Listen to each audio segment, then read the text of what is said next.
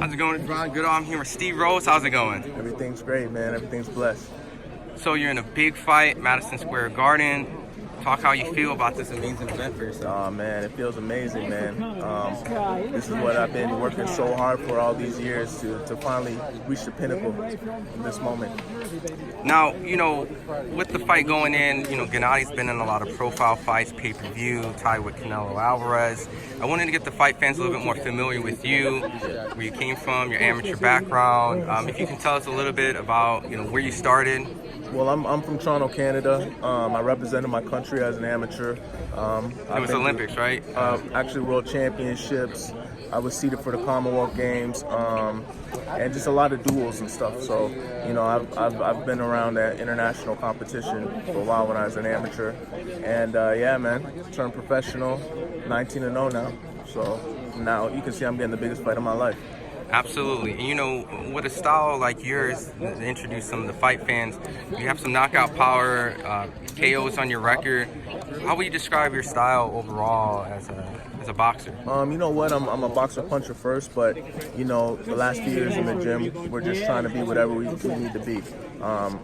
Working on fighting on the inside, in the pocket, mid-range, or boxing if we need to. So it's just kind of one of those things we're trying to put it all in one, be like a chameleon, be able to adapt.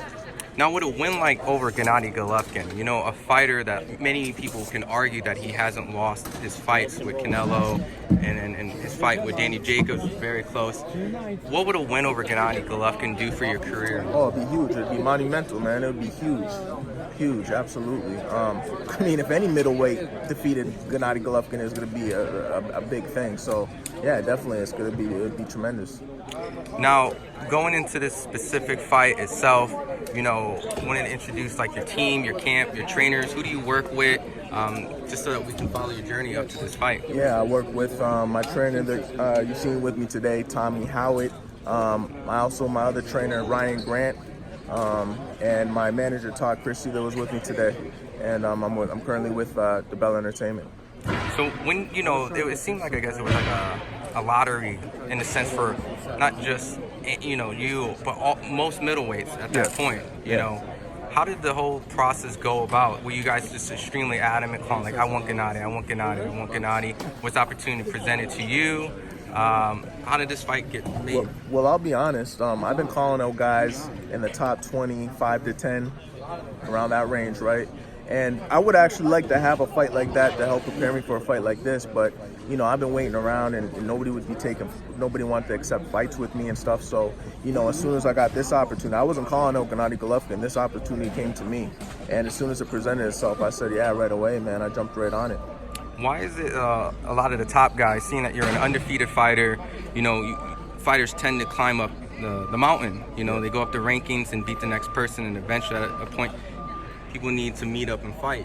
Why was it so difficult for people to match up with you or turn down fights? Was it a high risk, they felt like? Yeah, I know. I mean, boxing's a business, and, I think it was more of a high risk, low reward type of thing, right?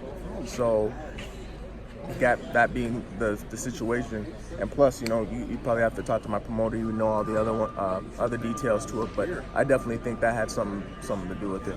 Now, going into the fight, I'm sure the bookies, the fight fans, the writers, since you're unknown to them and haven't been in the high profile fights, does being written as a quote-unquote underdog fuel you in any sense? Does it give you any extra motivation, or it's just another day and you just go? I mean, it fuels me, but I don't play into it too much, man. Like, you know what I mean? At the end of the day, I know what I'm capable of, and I know what I can do. So, if anybody else tries to tell me different, or, like I said, I try and stray away from the negativity. But that doesn't really bug me at all. With the inactivity Gennady hasn't had over the course of time, and just watching his previous fights with Canelo, do you think he slowed down a little bit, or is he just still? He's still very dangerous. I can't have that mind frame. I can't have that mind frame at all, man. I got to go in there and prepare for the best Gennady Golovkin possible. If you enjoyed the video, feel free to hit the like, subscribe, and share. As always, if you want to support us to the next level, head over to the patreon.com/ThaBoxingVoice. We have tons of exclusive from Border Wars, Entitled, betting shows, the list goes on and on and on.